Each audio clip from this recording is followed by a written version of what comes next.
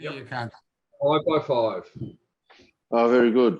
Welcome everybody to East Coast Dollies' first ever live stream. And our guest tonight is the one and only Peter Pakula. And Pete's here tonight to talk about how to catch dollies, great techniques, lure spreads, live bait, and any general questions you guys have, just send them through on the live stream and we'll get them rolling through to Pete as well. Right. That sounds pretty good. Okay.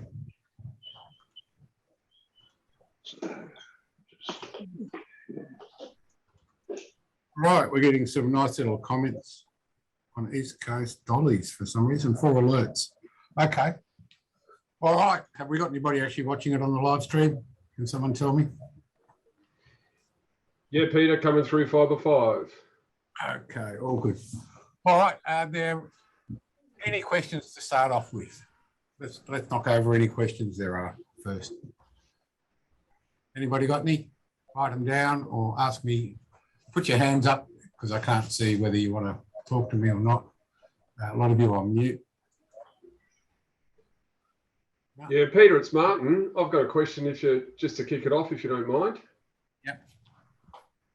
Really interested in understanding your philosophy and the pros and cons between the stiff rigged lure setup and the way that you rig your lures with a shackle and the swinging lures on a single hook. Really interested in understanding that. The pros and cons and the philosophy behind that. I'm really excited to hear that. That's pretty technical to start off with. Okay. Sorry, maybe I should say, how you going, Peter? Okay. Things have changed quite considerably in the last 5 years. Basically, you're talking about the shackle rig, which is that rig. Okay. That really has been outdated, but the shackle rig was based on setting the hooks at 60 degrees so they balance each other out. So you've got twice the weight. They're actually set off at that angle. Okay? Does that make sense? Yep. And they balance each other out. The problem with a stiff hook rig is hooks don't travel through the water that way at all. So we've actually come up, this is the rig we use now. This is the single hook swivel rig. And basically everything's loose because it has to be loose. A hook traveling through the water doesn't travel like that. It wants to travel like that. That's the way it balances because most of the weight is actually down at the bend, not on the point. So that's the way it travels through the water. At about 5 knots, it goes like that. At about 6 knots, it goes up a bit. But when you're trolling lures, if you watch your rod tip, it goes backwards and forwards. Your rod isn't really all that stable. Okay, so you actually notice your rod bending, straightening up and all that sort of stuff. And what's happening in the water is that hook, when it straightens up, there's no pull, so the hook goes down. If it can't go down and you've got the hook up and fixed and rigid, it falls over. So then you're trying to catch a fish with a very shallow bite. So with all of our rigs, everything's loose so that the hook can maintain its point up. And we've also got the swivel there so that no matter what the lure does, because lures, we sort of think they're perfectly round and concentric, and certainly with the newer fish prints, that's actually true. But with most lures, they're not concentric and the skirts aren't even all the way around. So the lures will sort of twist around and move around a bit. And quite, some of the lures actually corkscrew. But with this rig, no matter what the lure does, because of the swivel, the hook maintains its point up. Okay, and it's the only rig that does. If you have a look at pakula.com, under articles, and you go through the menu and you go to between the lines, you'll have a look at choosing rigs. There's footage there which shows that anything is stiff rig spins. Every single thing spins. And everything with a loose loop doesn't spin and the hook point stays up. And the hookup rate is just massively better. Massively better. Okay? In fact, close, if you get all the other things right, and there's a lot of other things to get right, and I actually wasn't going to spend the night talking about that. There's actually enough webinars on pakula.com in the video galleries that actually go through that in quite some detail. tonight really wasn't the idea to talk too much about lures rather than talk about the whole thing about dolphin fish. Okay, does that make sense, mate? Martin? Yeah, mate. No, that's fine. And that's a great segue into just help us catch more dollies and big ones if you can, mate. Well, you know, the thing about dollies is they're pretty spectacular. You know, they are beautiful. They taste good. They're the perfect fish to catch. There's nothing better to catch because they look good, they fight well, and they taste good. And they're pretty easy to find when it boils down to it. And we'll sort of go through the easy ways of doing that. But the thing about that, everything that helps you catch a dolly, helps you catch a tuna, helps you catch a marlin, helps you catch a snapper, helps you catch all the techniques that we're talking about. They're applicable to absolutely everything. You know, I've learned as much about hooking marlin, fly fishing for trout as I have any other system. I learned about the reactions of fish with fish you can actually see and target, dolphin fish being one of them, you know, by actually seeing the reactions of fish. And because dolphin fish is so bright, you get to learn a lot if you have a look at what they do and how they do it. Okay? So even though the talk's about dolphin fish, it relates to absolutely everything when it boils down to it. So is that a fair enough answer? Yeah, absolutely. Yep. Got that. Can understand. So, Pete, I've got a question. With the dollies and strong currents, do they hold at fads or they just get back up in the current and keep going? No, they hold in fads. Strong current doesn't really mean a lot to fish. In fact, if there's no current, there's no fish. Would you agree on that? Yeah. Right? If the current is streaming, they certainly don't like holding in the currents that we've had off the east coast of Australia for the last couple of months where it's doing over 2 knots. In fact, it's been doing up to 6 knots in some places. The fish are still there, but they're very, very, very hard to catch. Yeah, like today, we went out today and we had current that was around 3 to 4 knots. It was cranking out there. And we found a couple of fads and there was no fish on them. Yeah, well, that can make sense if any other boats have been there. Generally, if the current's strong, the fish will be right on the surface, directly behind the fad in the back eddy. But, you know, that doesn't always happen. If there's another boat there, they'll spook, especially if they don't know how to fish a fad without spooking them. And I guess that's the case throughout the east coast of Australia now. So many boats fish them. You get novices, and I guess that's part of tonight's talk is, you know, trying to let everybody have a go at catching the fish, because there is a lot of dolphin fish. They're not endangered. There are some size limits in some states.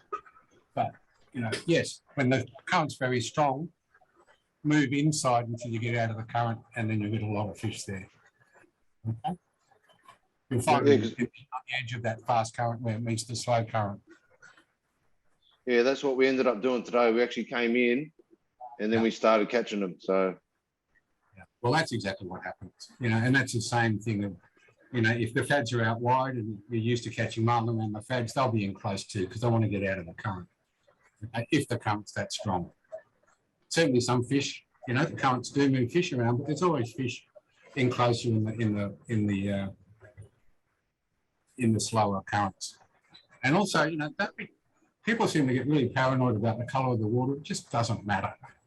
You know, if anything, dirty water quite often is quite shallow. You know, it's only dirty for about a foot, maybe 2 foot at the absolute most, and then it's skin clear again. And bait fish love to hide under that. So if you've got a method of fishing for them where you can get your baits deep or your lures deep, you know, then that's a really good way of catching them. Okay? Does that make sense? You know, big lures. Good. yeah, it does, Pete. Thank you. Another question I have is, how deep will marlin actually, the dollies actually sit? You know, will dollies be 50 meters under, 60 meters under? Is that too deep for them? How deep will they sit? Or are they only in the top water column, in the top 30 meters? Let's have a look at what a proper fad is. Now, this is actually putting down a fad in Vanuatu. So you can see those big concrete blocks and all those floats. This is a fad being put down in Vanuatu. These are serious fads.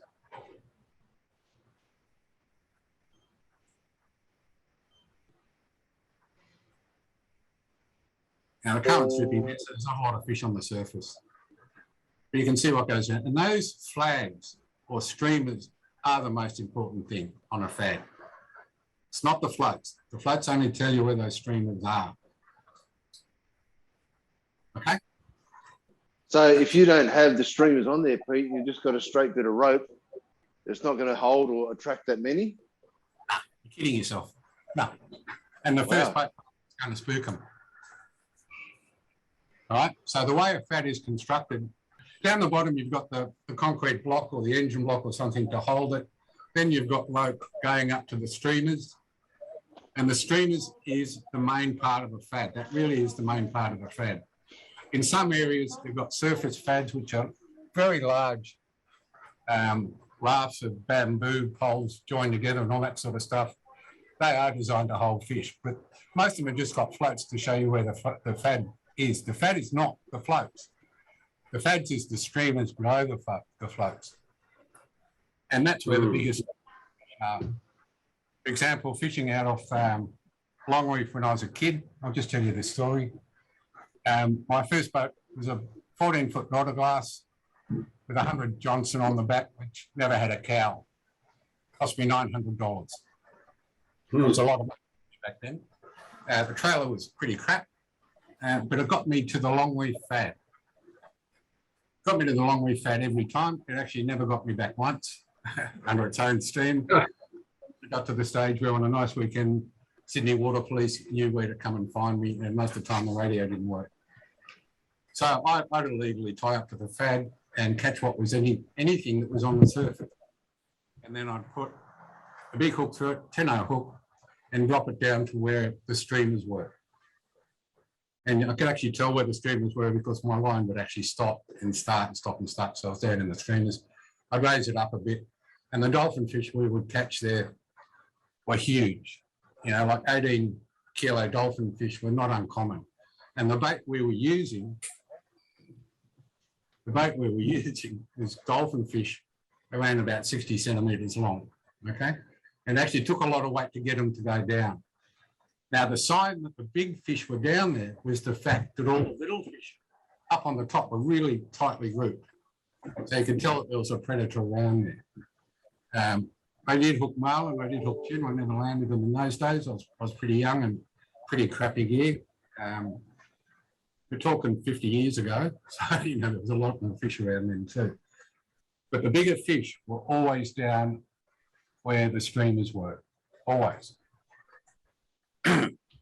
So we've got the concrete block, we've got the rope, then we get up to the bigger fish, which are around the streamers, where the bait fish are actually inside the streamers trying to get away from these big fish. The big fish would also come up once in a while and nail the smaller dolphin fish and the bait that was up there. But very rarely, generally the bigger fish stayed down. The next thing up from those streamers, which is really, really important, is a very large weight. And this is probably the most important thing that the local guys who put out private fads don't do, is they don't put the weight on there. So they end up with all this rope up on the surface, which apart from the fact being really, really dangerous to other boats getting them in their props in rough seas where they can't see the rope, it really screws up the fad. You really want that weight on there above the streamers to keep those streamers down, or they will float up to the surface against that weight. So you do need some decent buoys. You need a decent weight to keep that rope straight down to keep those strands down there. Those strands can be anything from mesh webbing, plastic webbing, to even that stuff that they use for safety around roads and stuff. That orange council mesh works really well. And you don't need too much of it to attract the fish. It takes about 6 weeks for the growth to get stuck on it, and then it works really, really effectively. Okay? Does that make sense, Brett? Yeah, it does, but that growth over time becomes pretty thick, and it pulls your fat under. So I guess you just got to clean it each time. Yeah, you do, or you just do a new fad. Fads don't last forever. You know, a fad that lasts forever hasn't got any growth on it. A fad without any growth on it doesn't attract many fish. It's not until those strands start getting bacteria and shellfish and all sorts of stuff in there. And the other thing too is that a lot of those bait fish actually lay their eggs on those strands. So a whole biomass gets created there. You know, just a rope with a buoy on it that's clean it'll attract some dolphin fish, but compared to the way that a proper fad works, it's absolutely nothing. So there's an awful lot of difference into what happens with a lot of growth in the proper fad. And yes, they don't last long. They last about a year, and then they've got to be cleaned or replaced. Okay. Yeah, no, thanks for that, Pete. Yeah, no, it does make sense. I've over the years seen a few fads out there that don't have streamers on them. Yeah. And I've seen a fad out there that does have probably a flag.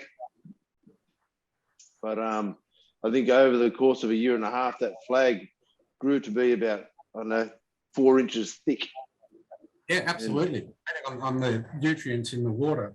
And if nothing's growing on it, it's in dead water. And strangely enough, the deeper the fad is put, the deader the water is, the less growth it gets on it.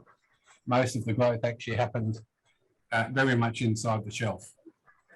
Yeah, okay. Around the 130, 150 metre mark. 70 fathoms, actually in a lot closer. The fads that we catch our dolphin fish off are in 40, 50 metres quite often. But you don't need to go that wide for dolphin fish. They're pretty much widespread. Wow, okay. And here we are, travelling out of Broken Bay or Sydney Harbour, travelling 30 kilometres offshore to go get dollies when, we could just go to the flatty grounds. Is that different as you go down the coast with water temperatures though? Not really, no.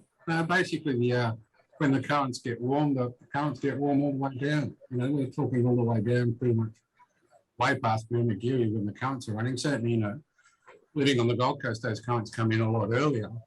But, it's the same currents with the same fishing if it gets down south. Okay. And also dolphin fish show up a lot earlier in much colder water than any of the other species. Dolphin fish will start showing up here, and I imagine everywhere else at, 19.5, 20 degrees. You don't need to wait for 23-degree water for dolphin fish. And in fact, we've caught them in as colder water as 18 degrees. The thing about where we fish is we troll all year, for different things. We actually catch dolphin fish all year, even in our winter temperatures, which are, down to 19, 18.5 quite often. And certainly, you need peak summer for that warm water to come in closer. But, if you go out wider, you'll get the warmer water earlier. A good idea is to get something like whip charts and have a look at what the temperatures are doing. Admittedly, that's almost a total waste of time this summer because of all the rain and clouds we've got. So you're not getting much information on surface temperatures at all. But things like whip charts also show you the current directions and where the currents are eddying and where the slipstreams end and the calmer water start. So that's a really good option when you can't see sea surface temperatures. Okay. Does that make sense? Yeah, so then you get into the more finer details of upwellings and downwellings. Does it affect them?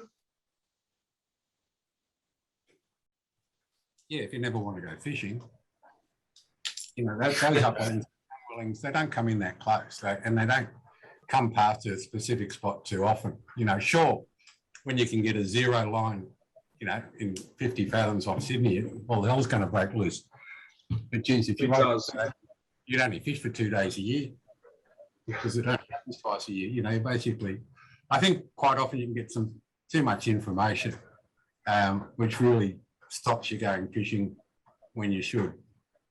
All right, let me ask you probably the most serious question about all this is, why do you go fishing? To catch fish. Really? I enjoy the 8 o'clock beers. Like today. Peace and quiet. Yep, and the mates you're with, you get out of work, nobody, whether you're out of phone control or not.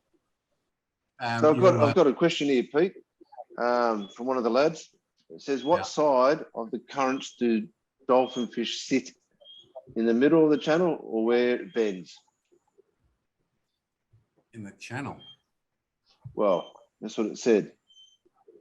I can only imagine on a current line, that a current line actually zigzags down the coast? And that might be what he's trying to say in his question. Might mean temperature. Okay, basically the answer is, yeah, on the edges of everything, just like every other fish. Very few fish sit in the middle of a current. They basically sit on the edges, because the edges is where everything's circulating. So that's where the upwellings are coming. That's where the nutrients are coming. That's where the little bait fish are, the bigger bait fish and the major predators. So it's all basically tied in to wherever water mixes. It's exactly the same in the bay. It's exactly the same as fishing a sandbank or a channel in the harbour. You know, all that sort of stuff's exactly the same. If you can work out where a flathead's going to sit, you'll work out where a dolphinfish is going to sit, you know, out in the wide, because the currents are no different to a channel in the rivers. It's no different to a channel in the harbour. You know, the currents are what those channels are. Yeah, the edges of the currents, absolutely. However, can you see these in real time? How do you tell on the water? Look, with experience, you can tell. There's no question. I can tell which way the current's coming. And just by the movement of the boat, you know, a smaller boat, you get moved around when the current changes and you're in the different positions. And by your eyes, quite often there's a change in the sea, maybe not in the rough. In fact, even in the rough conditions, you'll see it's calmer on one side than the other. There's more wind on one side than the other and all that sort of stuff. So you can certainly tell, you know, once you get experience, everything sort of takes experience. And even which side of the current the birds are sitting, the birds will generally go along a current line. If you see seagulls diving, they're actually scavengers. They'll be picking off stuff where the water's meeting. You know, even on the beach, you'll see a rip line. You'll see the birds on the edge of that. It's the same sort of thing with the currents. Okay. I hope that answers your question. Don't get too tied into water temperature. Quite often, you know, you'll come across a temperature change and people get really, really, really fixated about fishing the warm water side, the clean water side. I actually specialise pretty much in fishing the dirtiest water I can find next to the cleanest water, because that's where the bait fish are hiding and that's where the predators are. You know, I've had whole days catching marlin 100 yards from a current line where the water on side is cobalt blue. It's absolutely, you know, perfect. Exactly what everybody talks about. And I'm in brown water, and when you tag a marlin, you can't see the fish, but you can see its dorsal, so you tag it. Don't get too fixated about the actual temperature, and don't get fixated at all about water colour. You certainly don't want to fish the outrunning tidal water from a river or a harbour, but you certainly want to be around it near the edges of it, because that's where the fish are holding. Okay. I hope that answers that question. Yeah, Peter, it's Martin again. I've got a question for you, buddy. Yeah. If I could. I've read that pelagics can cross, and we've seen it, pelagics cross temp breaks, not a problem at all. But I also read that baitfish have a real problem. The body's going to shock for anything more than about a ½ degree temperature difference. The baitfish can't actually handle that. Hence the reason why they'll stack up on one side. What's your theory on that? What's your observations on that? I think I wrote that. I think that actually comes from me. A lot of the just checking, Peter. Just checking. That was a test. However, I think I wrote that about 1984, 85. Look, yeah, certainly predators can cross temperature breaks easily because they're bigger masses, and a lot of them are cold water.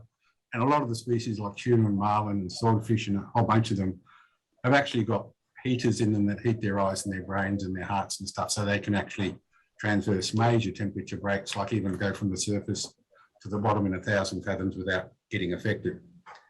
Yep. The smaller the bait fish, yes, the more they are affected by temperature. Whether I was right or not saying ½ degree, I'm not that sure. You know, they will cross. I believe you. I believe you. I believed it at the time, you know, and I'm glad you sort of brought that up. You know, opinions change, and if I'm going to say fixated about, you know, what I wrote 40 years ago was dead accurate, you know, I'd be an idiot, because you know, more information does change. I think really now, knowing a lot more and speaking to a lot more people, you know, I'm lucky to get information all the time. Is that the smaller bait fish actually hang around those temperature breaks because that's where their food is coming from, you know, all the algae and stuff and bacteria and biomass coming up, through the channels from the bottom. Because the bottom of the ocean is actually a lot more fertile than the top. So we actually need those upwellings to bring all those nutrients up. And I think that's really why you get those bait fish along those areas, and why that chain of, small bait fish, big bait fish, predators and major predators come into it. And I think that's a lot more accurate to say these days. What's your favourite technique for targeting dolphinfish? Dolphinfish were part of my stage when I was very young and just getting into game fishing. And look, today I just don't have favourite techniques. Certainly when I'm fishing for marlin, I use lures because that's what my whole living is based on, and I don't use bait. But, any other scenarios, I've progressed. When I was talking about the Nautiglass with the buggered up Jono on the back of it, and that was my dolphinfish period. I caught them everywhere. I caught them on big live bait, small live bait, cut bait, lures and stuff, but there is a progression with it. And even now, I don't game fish anymore. My game fishing ended 10 years ago. I'd done everything I wanted to do in game fishing. Had several, quite a few years of 100% hookup rate. And I was getting shattered on a boat. I actually go, I asked before, why do you go fishing? I actually go fishing because I like the experience. I don't really fish very often. I couldn't be buggered cleaning them. I'd rather go to a fish shop and order fish and chips and get it cooked. And I'm a meat. If somebody wants to give me crabs or prawns and stuff, go for it. However, one of the nicest fish meals I ever had was on Billy Bilson's boat, the Viking up in Cairns, where we caught a dolphinfish. And he had this really hot wok, and he put some oil in it. I think it was sesame seed oil, chunks of dolphinfish about an inch, cubed, covered it in garlic and put it in the hot wok. Didn't cook it for long, and that was probably the most beautiful fish I've ever eaten. So, that recipe should stand forever. And unfortunately, Billy's gone. But when I think of Billy, I think of that dolphinfish and eating that. So I've got another question. I've got another question that's come up, Pete. The Mike here and from Mike's iPhones asked, overhead or spin gear, and what size? Oh Jesus! What size are the dolphinfish? That's a. I've always been a light line fisherman. Where I've spent most of my youth using nothing heavier than 6 kilo line. When you say 6 kilo line, what pound is the leader? Oh, I used to use 20. Thereabouts. Okay, yep. But I think, you want an outfit that's going to be good for 30 pound. I think braid makes much too much noise in the water. So I'd be sticking with just nylon. Mono makes a lot less noise in the water, doesn't put out bubble trails, and can be a lot less visible. I don't know if visibility alone makes a whole lot of difference. But certainly the thinner you leader, the more fish you catch. Finesse fishing is really important. If the fish start switching off, go finer in leader, go longer in leader, and just get a much better presentation. Smaller hooks, hide the hook in the bait, and stuff like that. As far as the question goes, I like this. When I'm trying to catch big fish on light line, I certainly prefer overheads. But, if you're on a position and the dolphinfish is starting to shut down, you need to use a tiny little bait with a small hook and 20 pound leader to get a bite. You're not going to do that on overhead, so you'd need a thread line for that.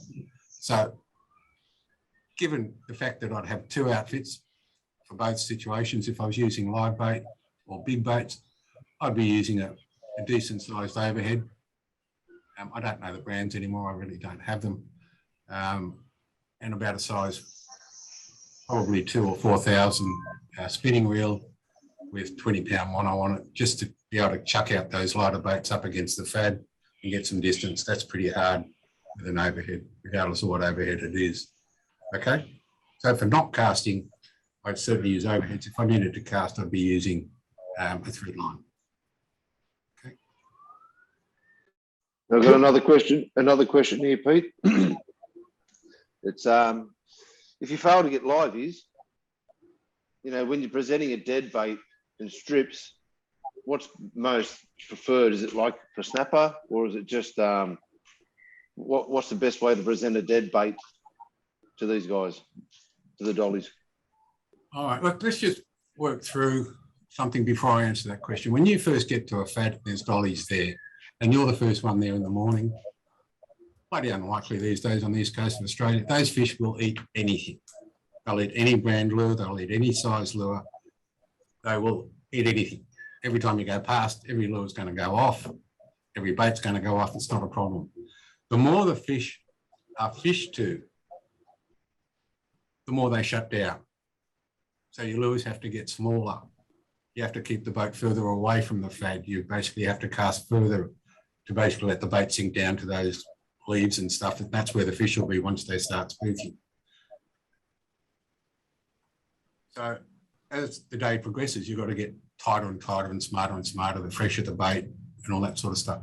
But to answer his question, if you're fishing the spot and you can't get live bait at the spot, you're in the wrong spot. Right? So by all means, troll past it a couple of times and then go and find somewhere else. The fish aren't there.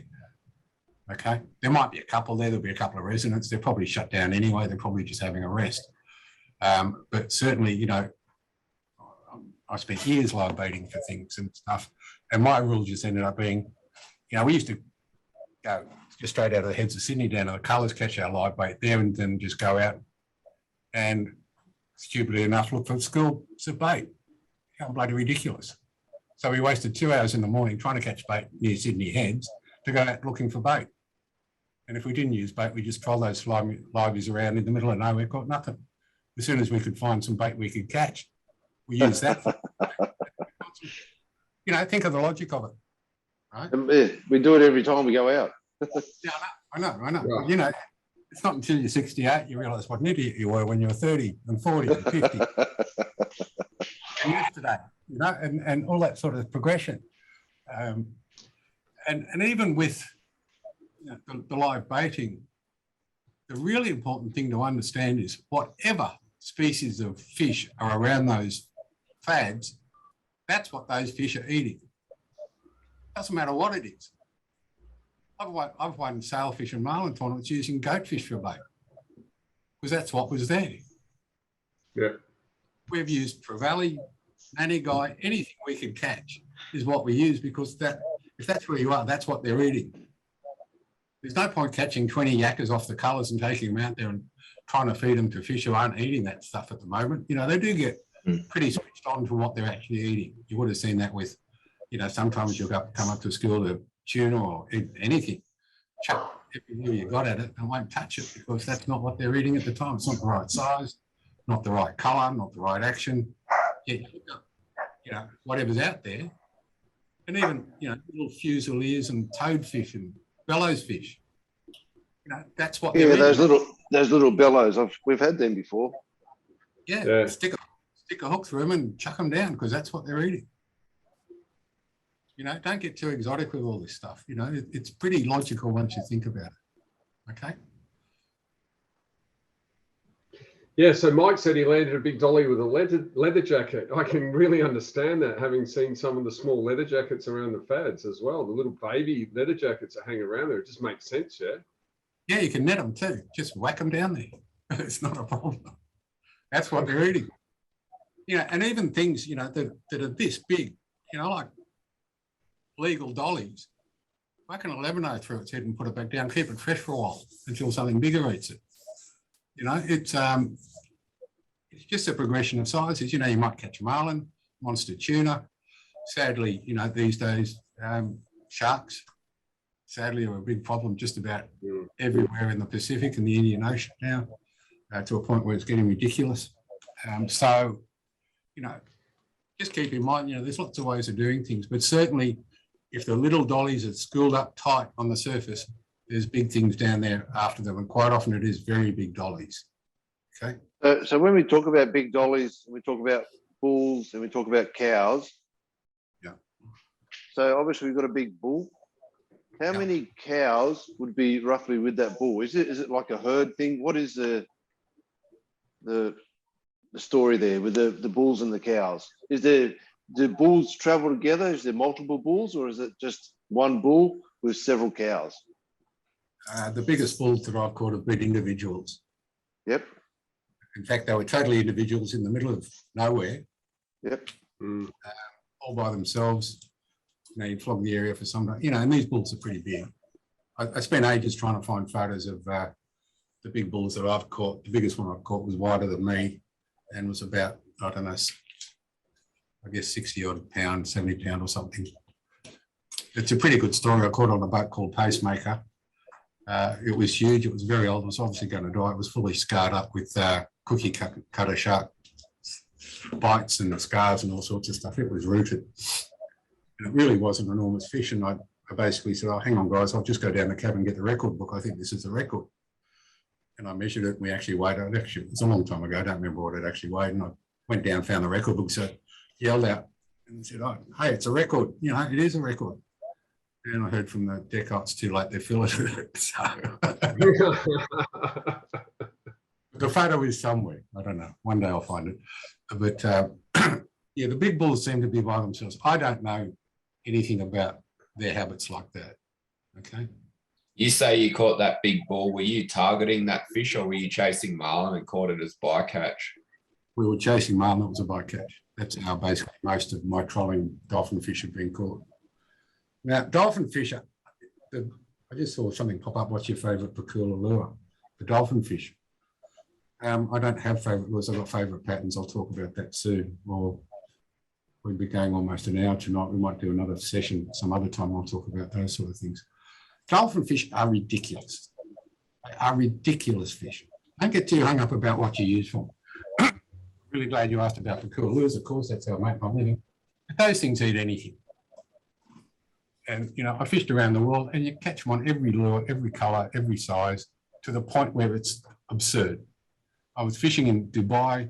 We were looking for grander marlin. We actually found two, which spooked the skipper. So we're on our way home. We're trolling home. And we had the big grander lures out, which are this big.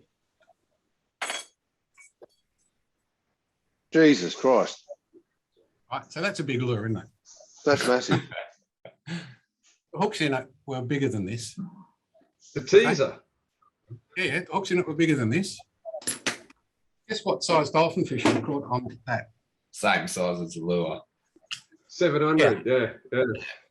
Under 3 kilos, hooked securely through the mouth. And we got about 4 of them. Okay, they're just totally non-specific.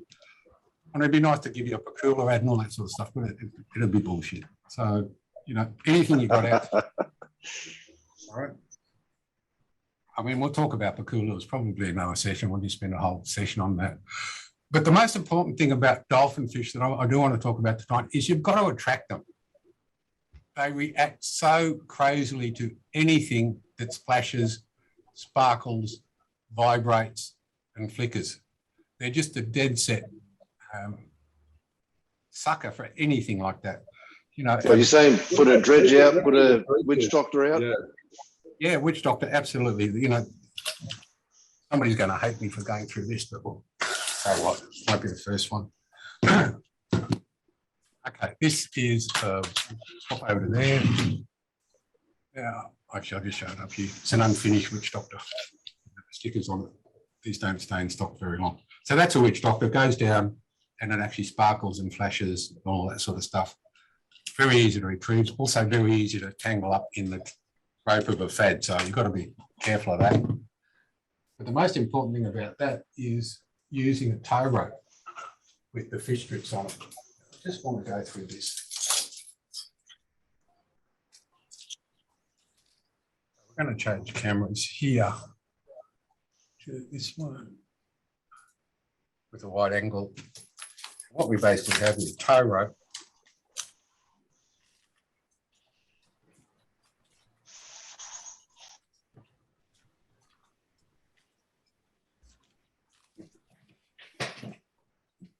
So this is the tow rope that goes to the witch doctor, and we've actually got these strings off it, which sparkle, and you know these are the new fish prints and stuff,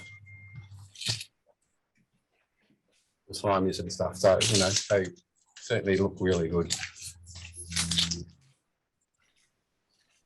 And that so is it the name that gets them, or is it the fish print? A lot of people have asked me, how do you get the fish strips onto the tow ropes? And all you do is you measure basically the distance of a witch doctor, which is about that, right? Double it over. And all you do is you tie hard it is. And the fish strips come with a snap.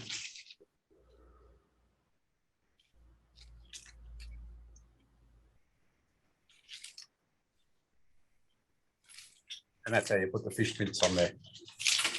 Okay? These are absolutely lethal. Absolutely lethal. That's different. So you don't need a dredge. You just do the loops and then stick them on. Yeah, is that what you're saying, Pete? Yeah. And if you're a real tight ass, you don't even need a witch dock. You can just use something heavy to keep that down and get the sparkling going. All right. But with a witch doctor, I do have letters and stuff from the days before computers where guys in Hawaii were using the witch doctors going past the fad, and the whole school of dollies would leave the fad and follow it. So that was really pretty cool. Okay. I was actually fishing out of Bateman's Bay fad 2 days ago with the witch doctor with the strips out, and the whole school of dollies started chasing the boat.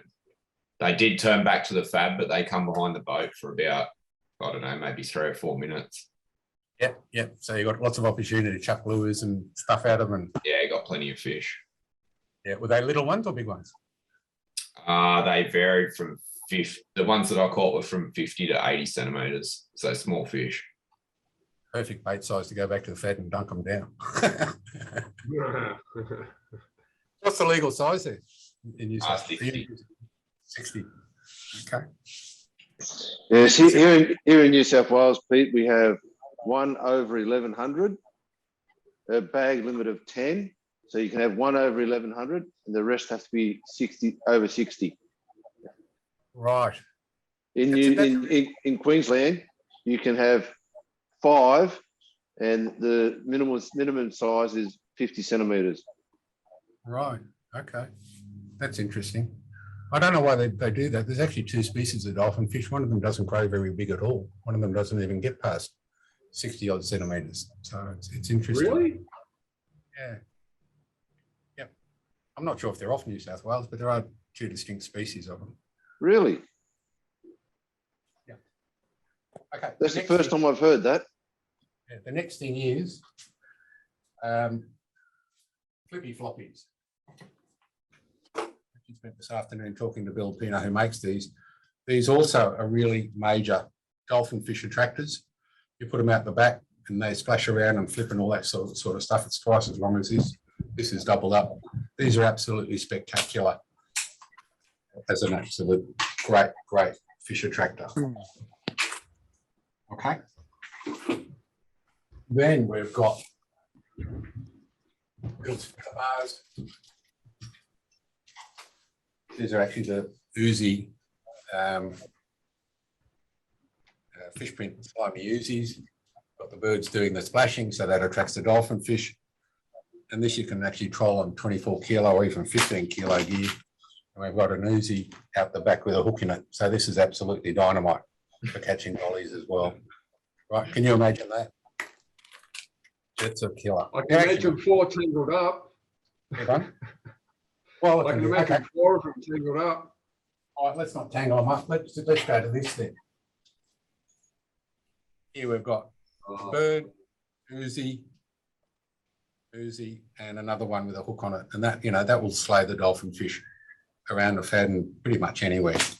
Okay.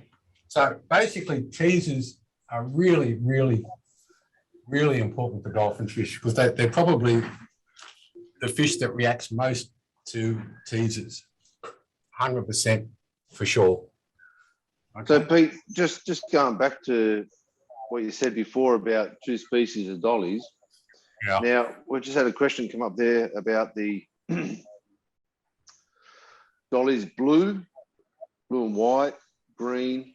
Now, why are they such different colours in the water? And like I've seen them, we've actually had them out of the water and they continued to stay blue. So is it just a pigment in the skin? Is it just what is it? I don't know. I don't know the answer to that. I just like looking at them. I really don't know. They are one of the most beautifulest changing coloured fish I've ever seen in the ocean. Oh, absolutely. Absolutely. But, they are, and they are the most beautiful fish. I used to get quite upset when people killed them because I said, it just looks so good. But you know, they do taste good too, much to their disadvantage. But I really don't know the answer to that. I'd just be guessing. That's a question to ask Julian Pepperell. Professor, Doctor. Yeah, Dr. Julian Pepperell. I think he's a professor now. Yeah. He's the guy so. to ask. Okay, I just want to go through something really quickly here. Do you get the message about teasers? They're really important. Now, you mentioned dredges. Most of you have bought dredges, haven't you? Brett, you got a dredge? Yeah? Oh, they tangle up a lot. Yeah, but have you got one? That's my fault, Brett. All right. Let me ask another. Who doesn't have a who doesn't have a all right? Dredges are a really pain in the butt in a little boat, aren't they? Yep. I don't have one. Yeah, personally, which doctors to me, we sell a lot of dredges. But if you've got a dredge and it's been a pain in the ass and you've taken it home and haven't put it back on the boat, where they're really, really effective is around fags. Even when you're drifting, put that dredge out when you're drifting, let it sparkle around, that'll attract fish. Okay? It's a system used really quite often in a couple of places. If you've got outriggers, put it off the outrigger, let it dip up and down in the water, make a bit of splash and look like those little bait fish are jumping, and you'll find you'll catch a lot of fish. Okay? That's a really good tip, Pete. Thanks for that. Yeah, and you can leave the witch doctor out drifting too with the strips and stuff. You know, don't, you know, because you're drifting doesn't mean you can't keep, you know, using all that sort of stuff. And really, you know, I've just spent 2 hours this afternoon talking about it with Bill Pino, and that's going to be a good video worth listening to when I edit it up into sections. Okay, what I think is the most important thing of tonight's whole talk is this footage here, which I hope we can get to show you. And this is how you handle a dolphin fish in the boat. There is no more dangerous fish to have on a boat than a dolphin fish. And I'm kind of glad that things are swinging to single hooks in rigs, because they have caused the most accidents of any species out there when you're landing them. So basically what we've got is the leader around the tail, short leader, and a hook in its mouth, and that thing is under control. Yep. Okay. Mahi handbag. Yeah. That keeps them totally under control, and you will not have a problem getting hooks in your foot or getting. I've actually had my toes broken by dolphin fish by getting slapped on with the tail and stuff. So that system works really well. And if one fish can get blood in more places than any other, it's a dolphin fish, eh? Cleaning blood after catching them is just ridiculous. It gets in places blood shouldn't be. Yeah, it does. It's hard to explain it to the wife too once in a while. All right. What else did I want to talk about? Okay, we'll just talk quickly about lures. You know, when you're using lures, the smaller the lure, the more spit. We'll just do a real quick thing on lures, I guess. So this is a pack of lures. We sell lures in packs, rigged, ready to go. Packs of 5, all well and good. That's a little size 15, 6.5-inch pack. Yeah, that's a good dolphin fish size as well. But just a bit about lures in general and what they are and how they work. I'll cut over to this photo. Okay.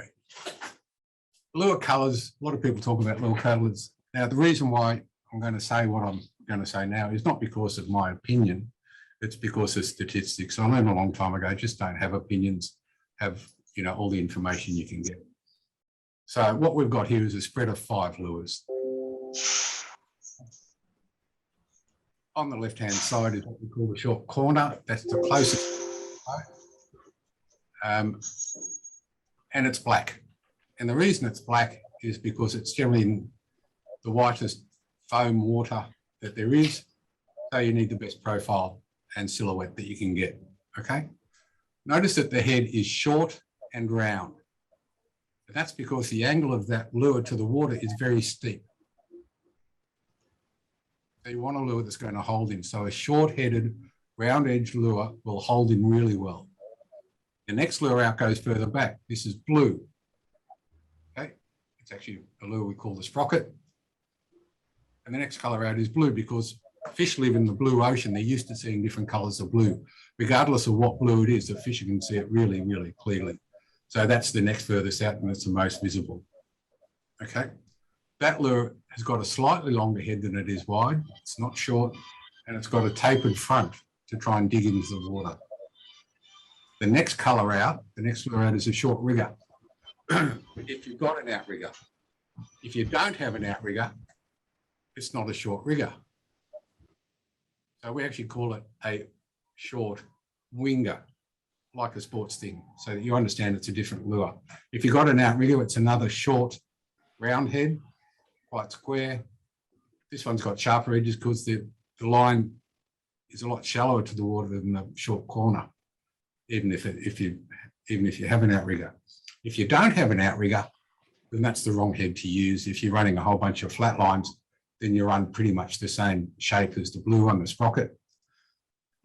And this lure here, the purple one, is always purple because that's statistically where it catches the most fish. It can be purple and white, purple and pink, whatever colour you want, whatever purple combination you want to have, purple and black. The next colour out is probably the most famous colour in the world at the moment, the Lumo Green, which we started off many, many years ago. It's one of the first colours in the range. This version is actually called Grasshopper. And the longest head for the longest position. And this is the brightest colour because it's basically in clean water and fish can see it from a really long way. So the brighter it is, the better. And this is now also a very famous colour called Brad J. Somebody just asked the question, what about the fish prints? The fish prints are a totally different concept. They're basically, forget about everything you've ever read that I've written or anybody else about lures and stuff. This is totally new. The heads are unique. The fish prints do work incredibly well. And it's basically a nice little, you're actually, for the first time, mimicking the fish that are actually in the water, the actual bait fish. Whereas we used to call other lures, you know, evil and slimy and all that sort of stuff, they never really represented a damn thing that was living. These things do. These things have also got much more advanced additives, but I don't know if you can see that, but the head shapes are the same as what we're talking about, from shorter to longer to longer to longer. Okay. Are they jetted, Pete, or are they just solid? No, they're jetted. They're actually pretty unique. I don't know if we've got a big one up here. I keep making them and then somebody wants them. Okay. All right. The heads are pretty unique. You can see they've got the jets in the front, down on the bottom, and they're Venturi jets. They're much wider at the front and much smaller in the back. And the lure actually travels in that thing because the bottom is much heavier. The whole of the top is an air chamber. The whole of the top is an air chamber. So that gives the lure buoyancy, and the more buoyant something is, the more action it has when it reacts to the water. Okay? Does that make sense? It does. Go ahead, Frank. What Pretty do you got for us there, Frank? Mate, I just wanted to say with the fish prints, last year, Frank, don't get upset. It's not all about Brad. Peter, how are you? It's not all about Brad J anymore. Mate, it is. There, Brad J's been going off Sydney, I can tell you that. Even Ivan's baits are getting a fair bit of attention to Brad J. Ivan won't be trolling a full set of fish prints for 15 years. That's how long it takes Ivan to get around to doing it. Yeah, but with the fish, it took Ivan 5 years to actually put a Brad J in the water.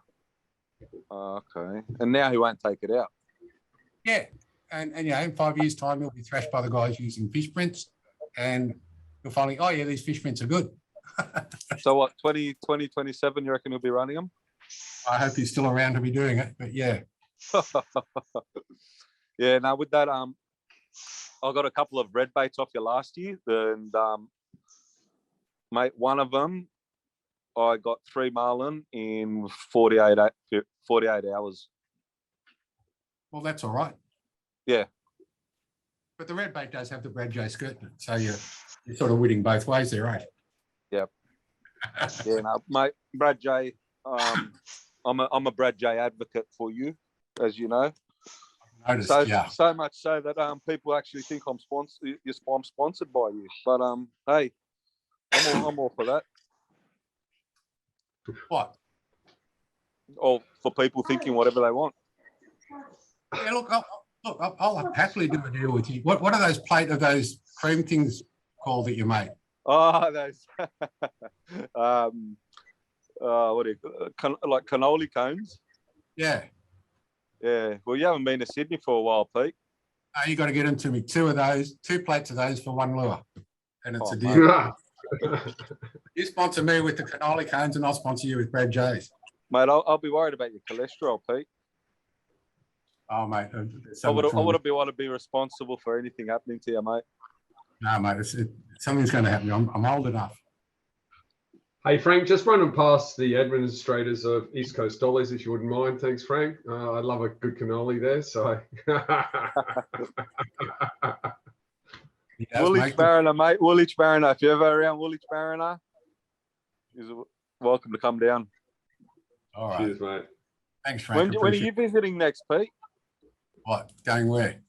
When are you visiting Sydney? Mate, the business has actually grown to a really stupid length. I actually thought business was good for a few months before Christmas. And I thought, it was good in January. And I thought, thank God it's boomed like this because it's going to drop dead in February. I can get a break, but it's got stupid. It's really got stupid. So I don't know. But as soon as I can get anywhere, I'm going to Arataki and Cook Islands. Yeah, I'm aiming for a trip to Samoa. Yeah, we've been locked up for so long. I've had, I think, 4 days off in 2 years. Oh wow! Thinking that I can get away next month or the month after because they keep telling you, everything's going to open up and it never bloody does.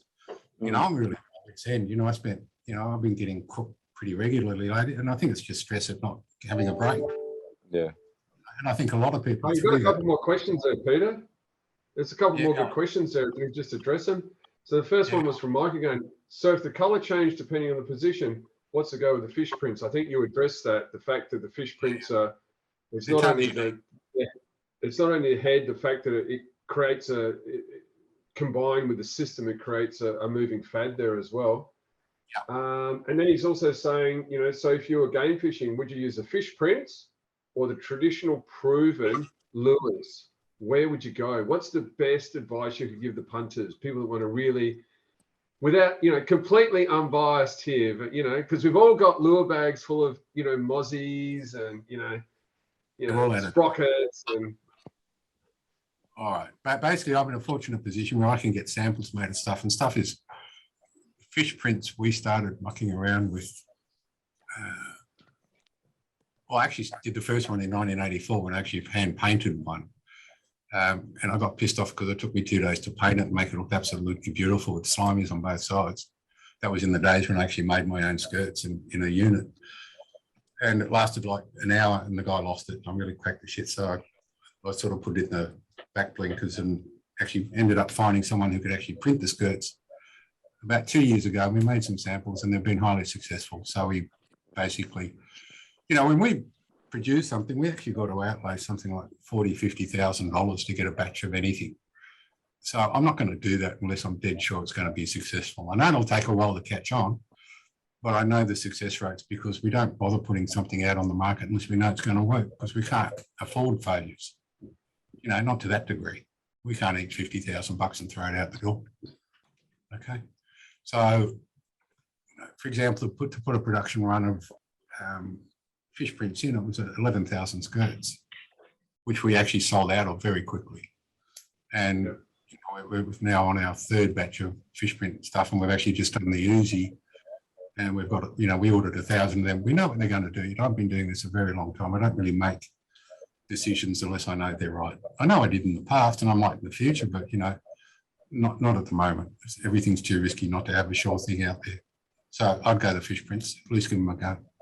The other thing too about the fish prints is they're cheaper than the other lures because we 3D print the heads.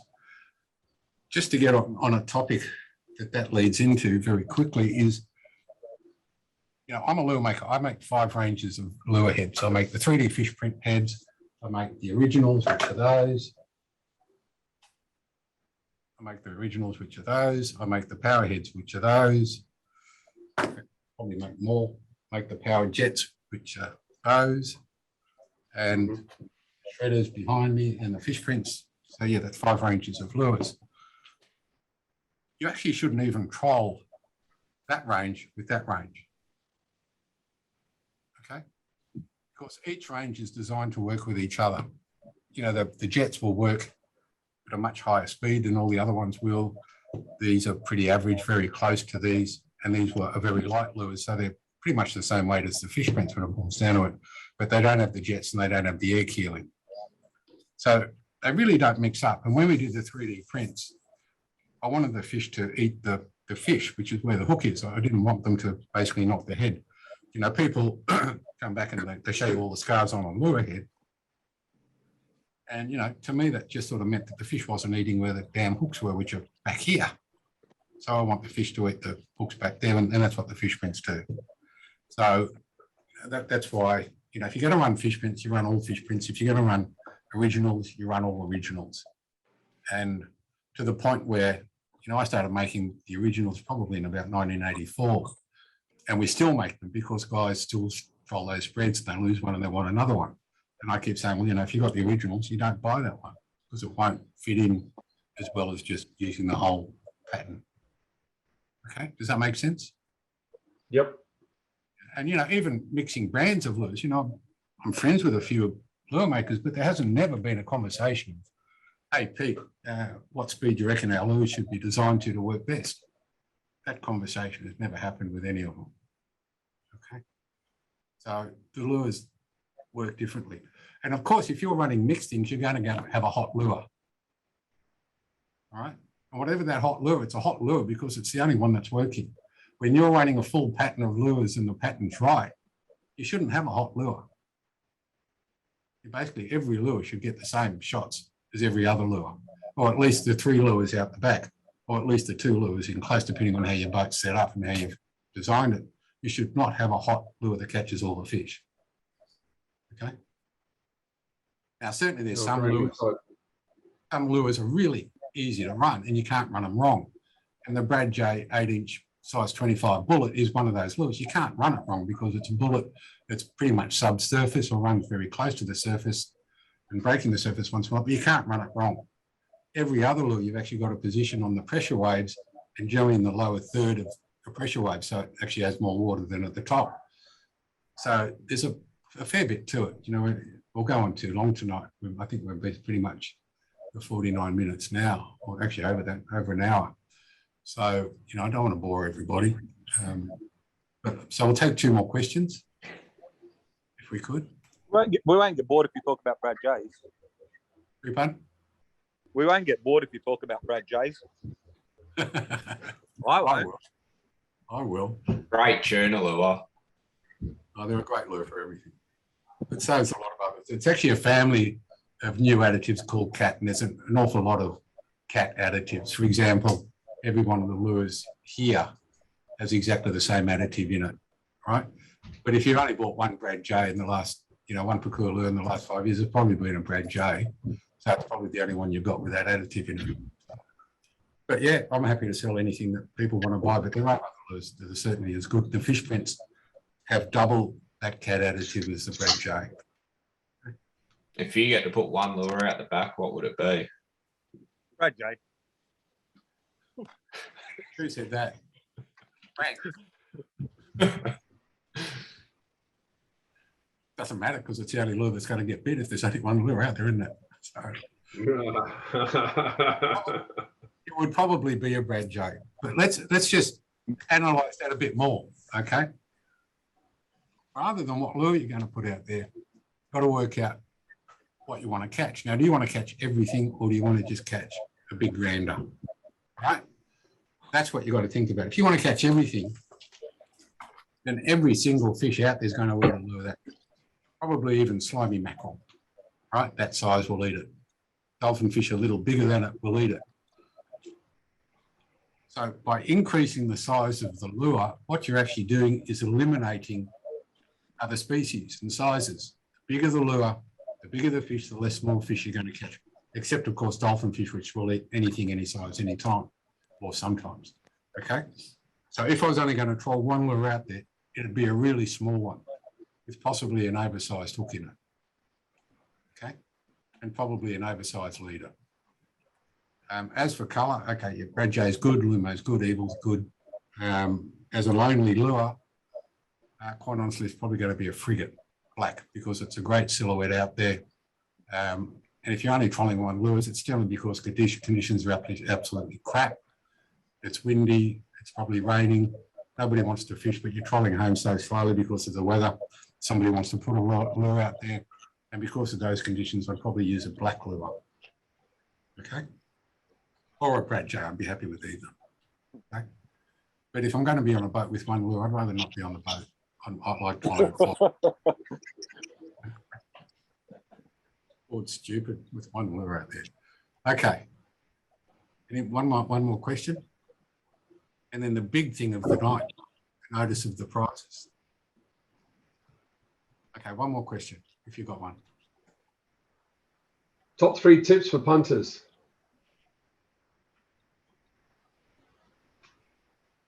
Tips for punters. Your top three points that you'd actually use. Your go-to points when you go for dollies. You go to what do you do? What's the first? Spot number 1, get there first.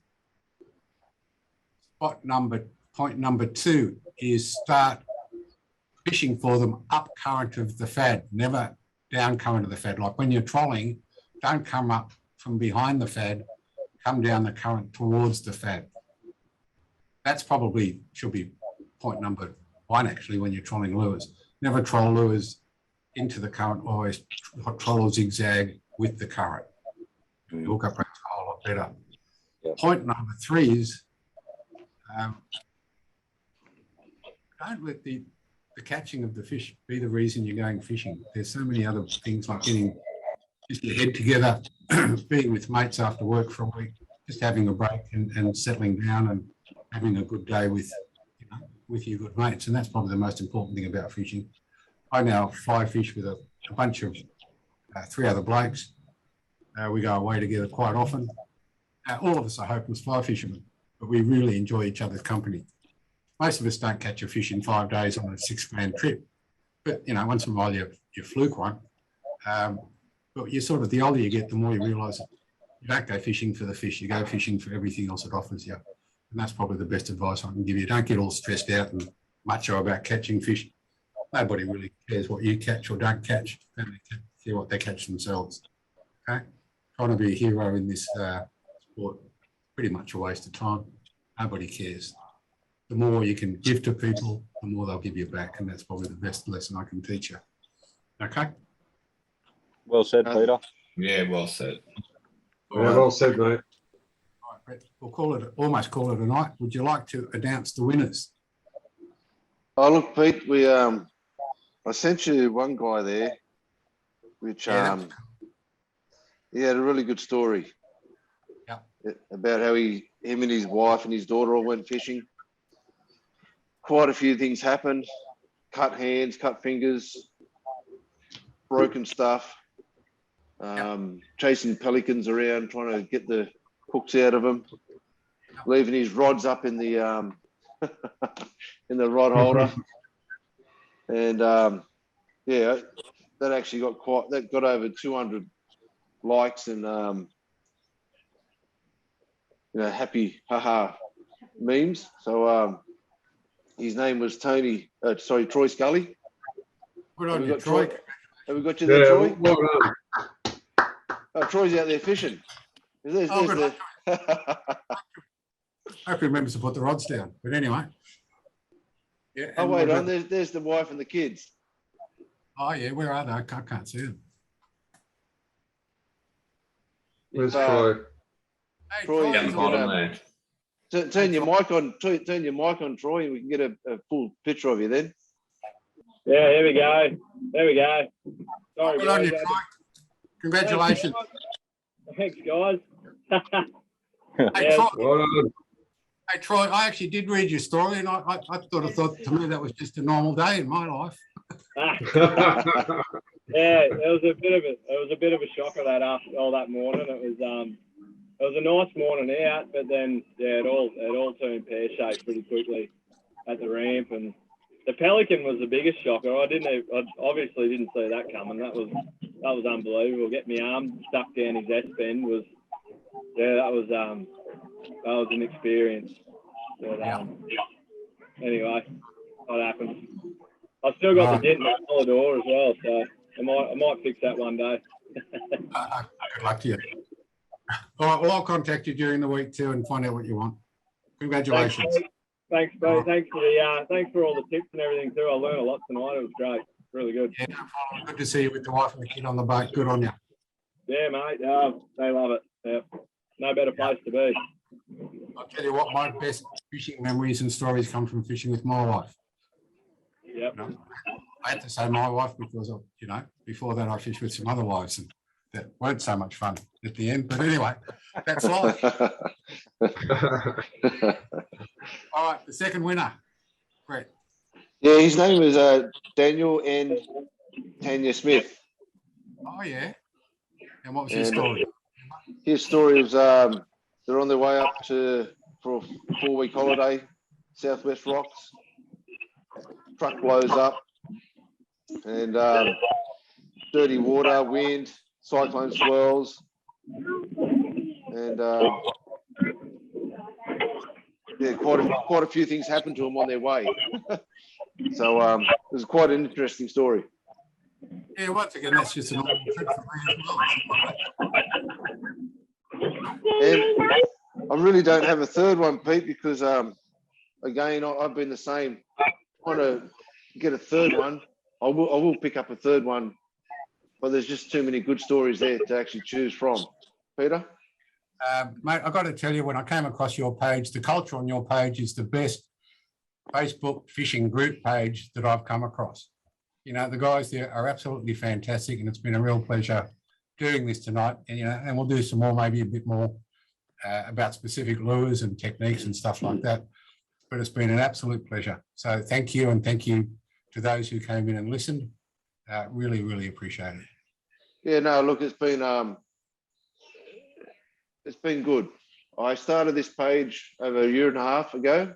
I was sat in my office and I'm thinking, how can I track these dollies?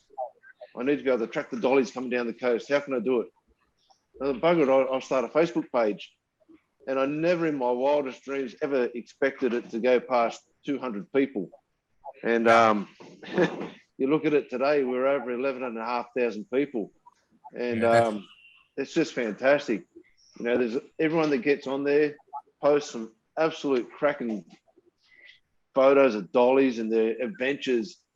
And it's amazing. I really enjoy reading it, seeing it every day. If my boss actually knew how much time I spent being the admin on this page, I'd be in quite a bit of trouble. So, no, I really enjoy it. And it's great to see everybody come on there and be kind and courteous and enjoy the page. So I'd like to thank everybody that does be active in the page. A great big thank you. It's unreal. And we got some cool things that are going to happen. I've got a competition that's going to happen in the first week of March. We've got over close to $5,000 worth of prizes. And, there's no entry fee. I've just got some good mates that have decided to, be sponsors and help the page out because, again, they enjoy being on the page. And, it's fantastic. So, yeah, any bigger and better things to come. Yeah, well, good on you, Brett. No, thanks, Pete. That's it for the night. Thanks, guys.